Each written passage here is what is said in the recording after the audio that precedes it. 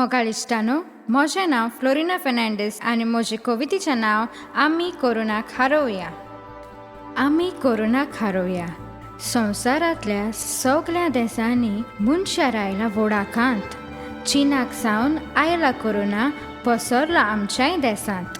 एकामेका मदें अंतर आमी दवरुया, पयस रावन हात जोडून नमस्कार करुया. भारतीय परंपरा सांबाळून कोरोनाक आमी हारोवया.